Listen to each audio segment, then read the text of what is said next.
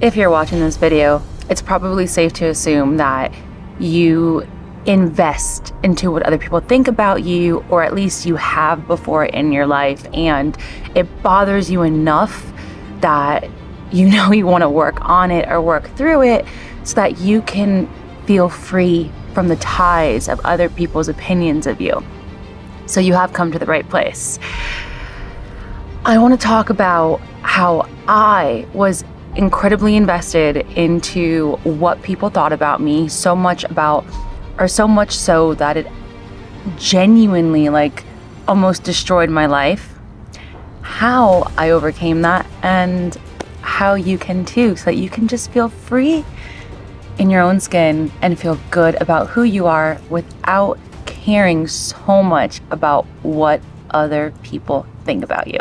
So a quick backstory on myself, just to really kind of give you an understanding of how deeply I cared about what other people thought about me. I'm trying to think about how much I want to say in case my parents watch this video, but I love my parents. They did their best. However, as a kid, at times I felt very unseen or unheard, and that deeply affected me. Largely because of that, I felt like I had to become a people pleaser. I had to please my parents, my family, in order to be seen or heard.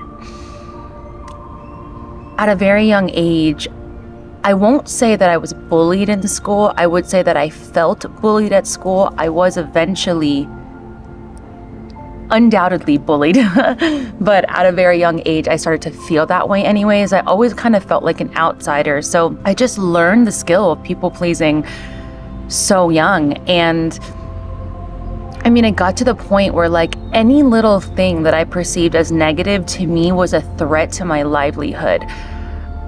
An example that comes to mind is it could be something as dramatic as I was on the swim team, and when I was on the swim team, I would shave daily. This was in high school. I'm kind of bouncing around a little bit, but it'll all come together. But you had to shave your parts because you're in a suit all the time. And one day I didn't shave my armpits. I don't know what it was. And if I hadn't shaved 2 days in a row, 3 days in a row, something like that. You have a little fuzz. And one of my swim mates said to me, "Oh my God, Sarah, you need to shave your armpits." That genuinely ruined my week.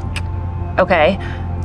I was so offended by what he said, even though he said it in a lighthearted, playful way, with no intention to hurt me. But I was so hurt and so offended by what he said that I went home, I cried, I thought there was something wrong with me. My thoughts would spiral so excessively that what I got out of that was that I was not liked, I was unattractive, and if he felt that way, everyone must feel that way, and there's something wrong with me. So I really want to highlight just how controlling these thoughts were. I talk about this in other videos, but I also had really bad social anxiety. I'm sure that's pretty obvious at this point, but my social anxiety was so bad. I mean, I would have social anxiety with my family. I think some people would get social anxiety, or some people have social anxiety selectively, maybe in certain settings or with certain people. At one point, I had social anxiety with everybody. I mean, I just completely felt not myself, but I didn't even know who I was. So,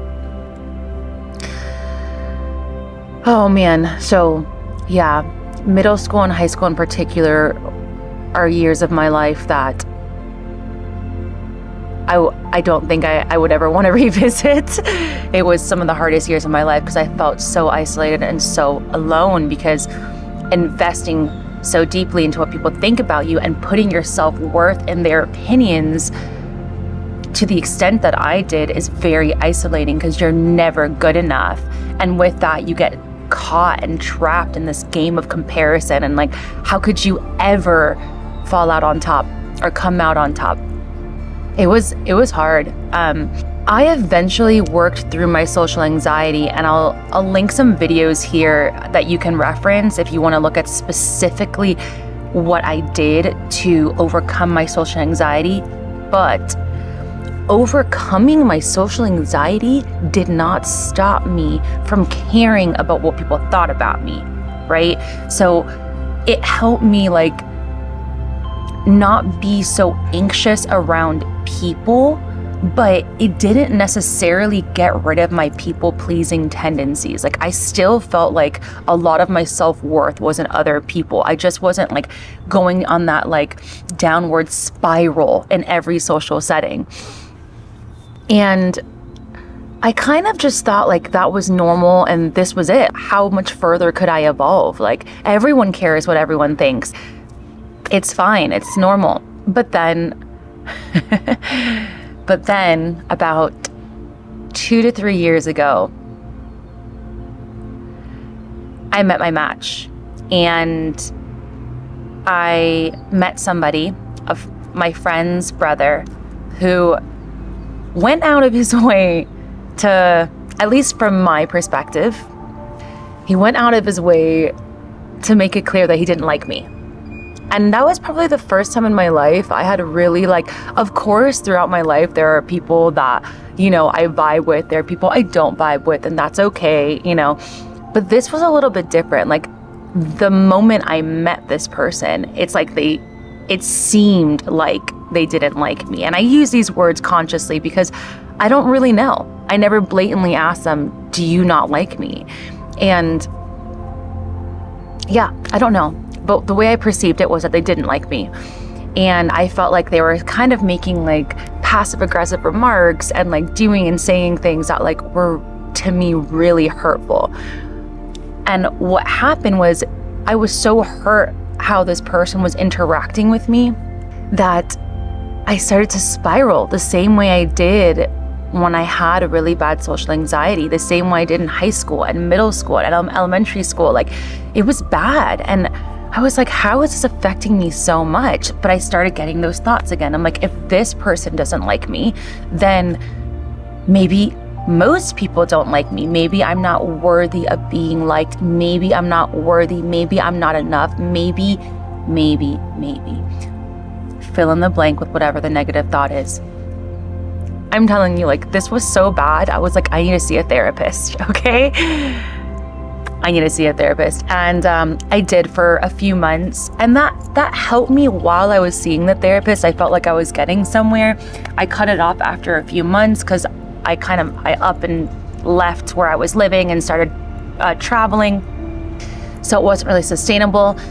And then all the thoughts came back. And then I would also like see my friend and their brother, and the thoughts would come back when I would be around this brother. And I'm like, again, there's something wrong with me. But something different happened this time for the first time in my life.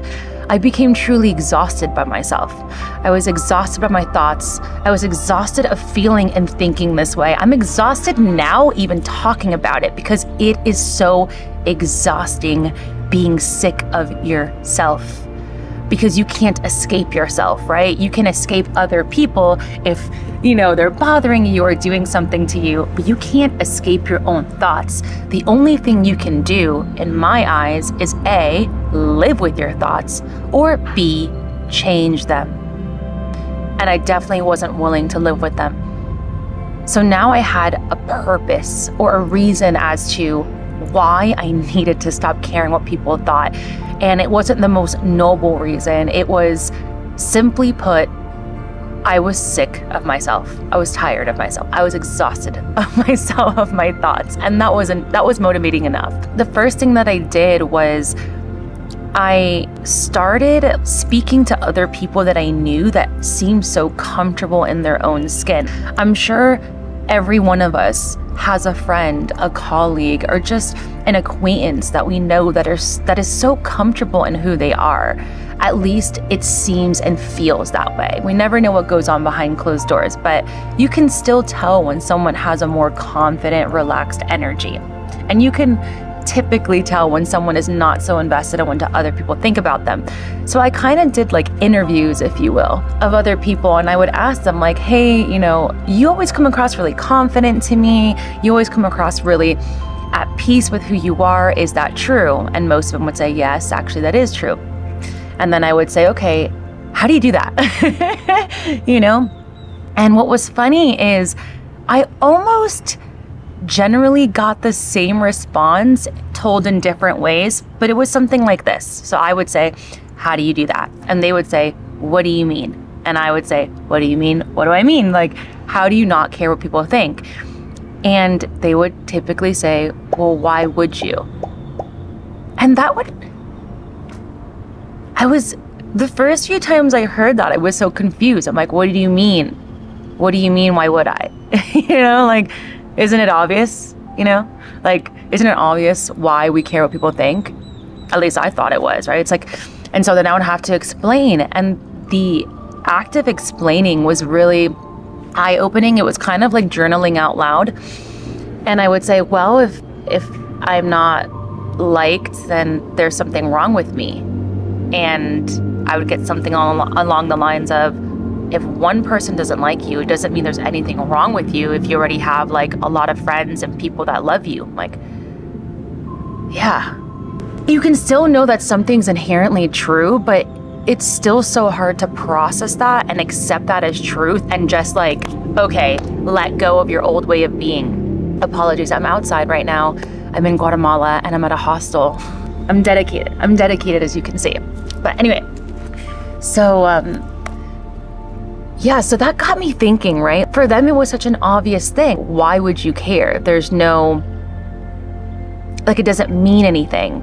But to me, it meant everything. Like, if one person didn't like me, then it was evidence that more people didn't like me. And if more people didn't like me, it was evidence that I'm just not a likable person. And if I'm not a likable person, it was evidence that there's something wrong with me. And if there's something wrong with me, then that's isolating and lonely. Our minds are incredible. And our subconscious mind is very good at sticking to old ways of being, including sticking to old ways of thinking. Even if it's not about logic, our subconscious mind doesn't care about logic. It takes in everything and anything as truth. So whatever you feed your subconscious mind, it believes. And when you feed it something for long enough, it believes that's the way of being. That's your way of being. In order to rewire your subconscious mind, you have to teach it a new way of being or thinking. And in order to do that, you have to do it consistently and persistently. And that is the hardest part, because yeah, you can do affirmations every day and say to yourself, like, I am amazing, I am loved, I do not care what people think. But that's probably not going to get you too far. It's more than that, because you can not only just saying it, it's not only about saying it, it's about feeling it, it's about knowing it, it's about consistently implementing that way of thinking and being back into your subconscious mind so that it can start doing that automatically. Think of like a habit that you've been wanting to acquire for some time. Maybe you've been wanting to be healthy, maybe you've been wanting to, lose weight. I'm just saying obvious ones, right? Like maybe you've been wanting to floss every night and you still haven't done it. Whatever this habit is, and you've been thinking about it for a while. You're not doing it because you're lazy, most likely, right? It's not that you're lazy or you're unmotivated or you don't have the willpower or you're not able to do it. It's because forming a new habit is one of the most difficult things for us to do, because we are creatures of habit, of the habits we already have. And we don't like to deviate from our habits. Our mind likes the predictable, it likes the routine. So now, knowing all of that, it is really hard to rewire your identity. Like, that is so hardwired into who you are. Your identity, your value system. Like, I valued other people's opinions of me. I identified by them. Like, I had to, in order for me and in order for you to overcome that, you have to start forming a new identity of who you are. Your value system has to completely change. I don't want to say that's hard, because I don't even want us to look at it from that angle. it's going to have, it needs to be a decision you have to make.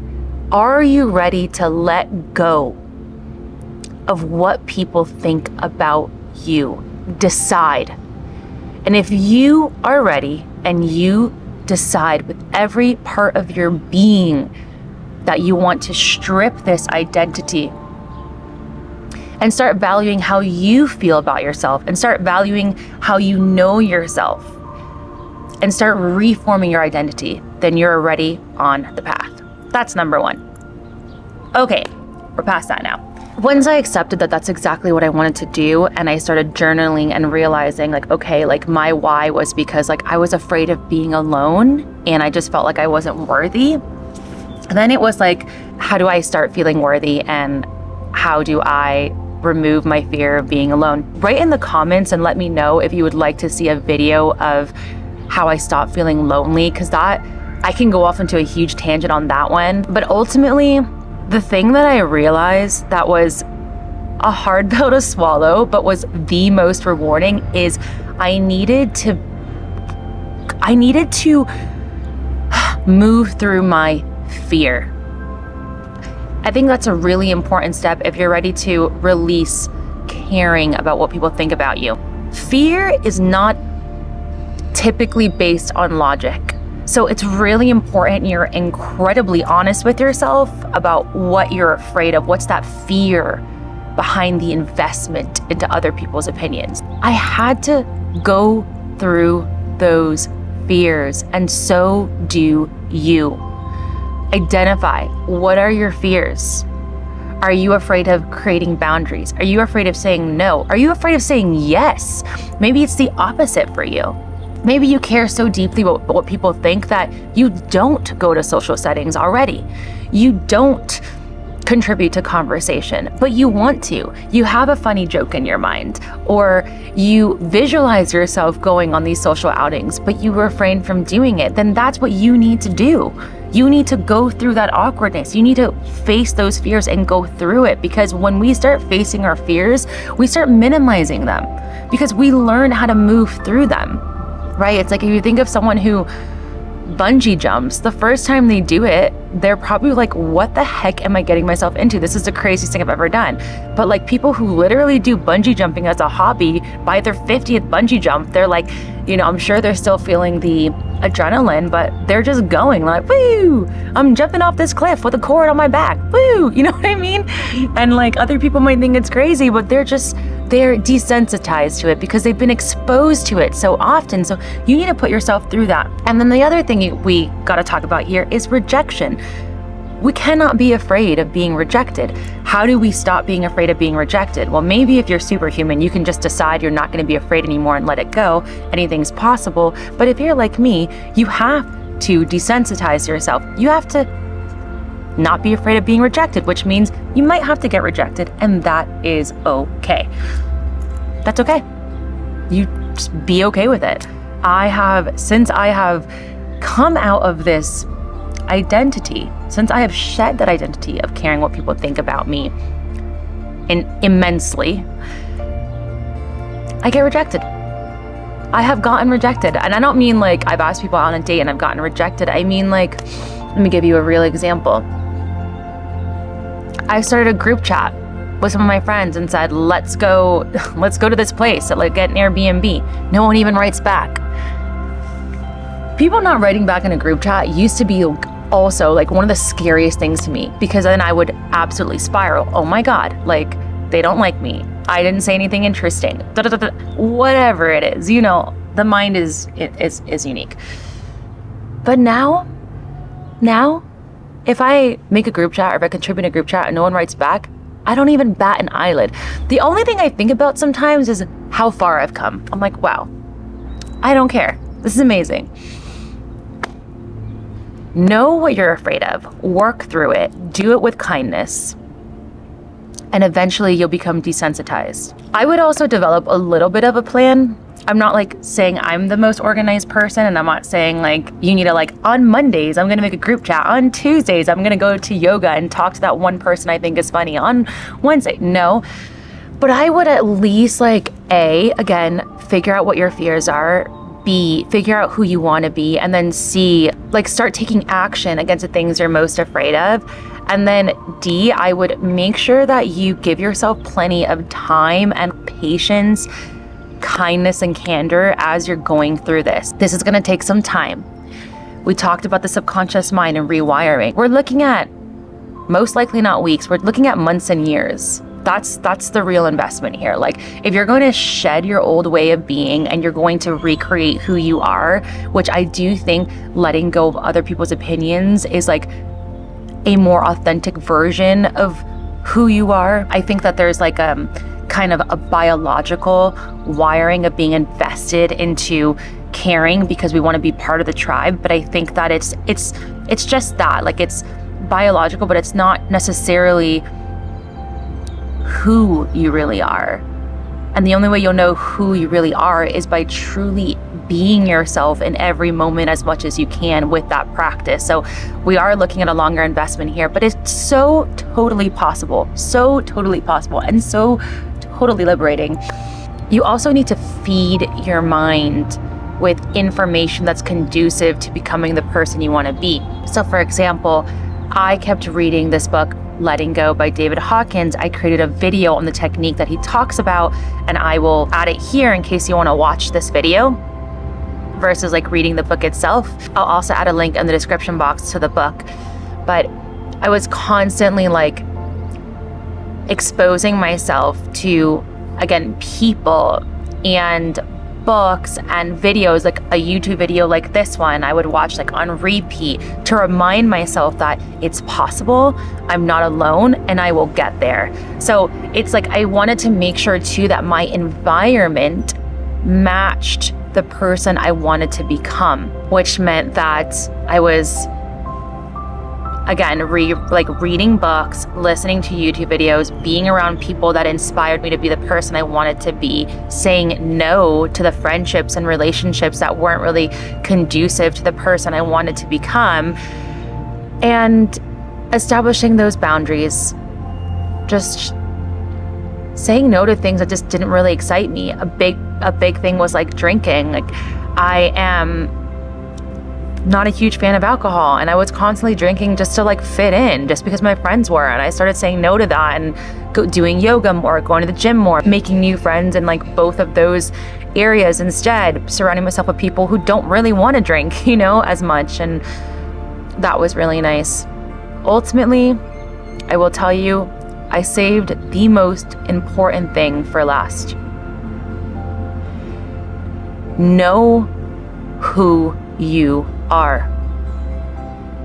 Know deeply who you are. Are you a kind person? Are you adventurous? Are you more of an introvert? Whatever it is, know deeply who you are.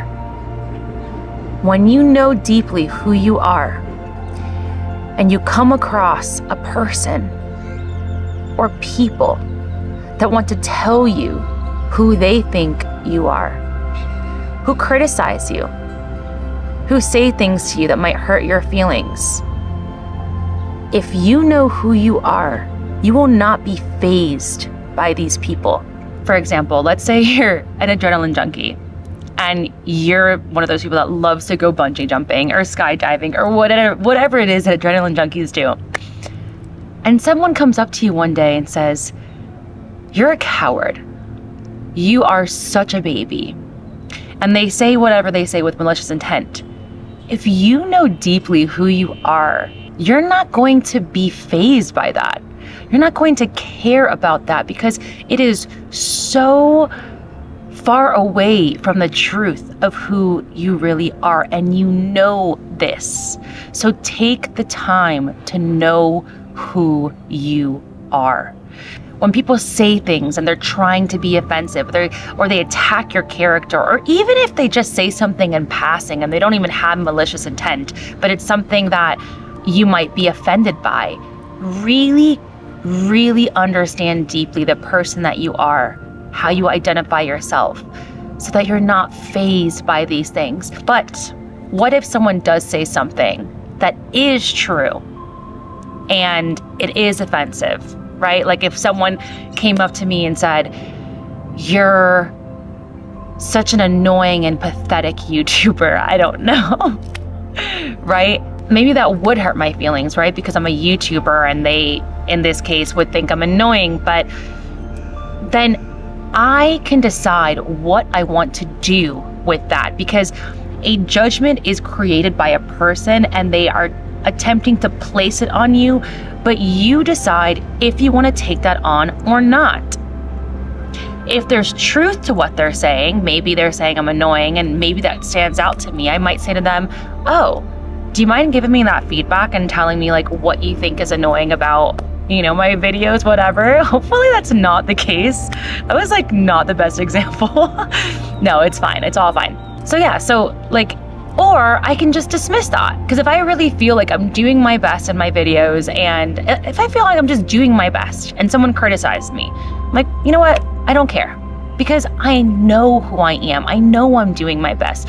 And if they do seem to like, I don't know, open a wound, then I might ask for feedback. Or if they're someone I don't feel comfortable asking for feedback with, I won't ask for feedback and I'll decide what I want to do with that. Do I want to reassess my videos and see like how I can improve?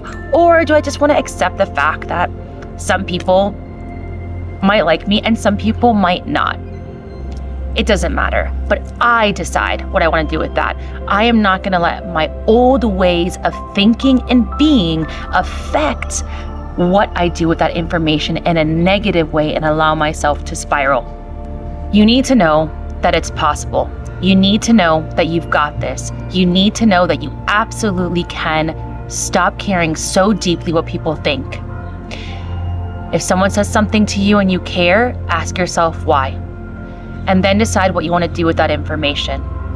If you decide to take it on, learn from it, grow from it, and then let it go, because it doesn't serve you.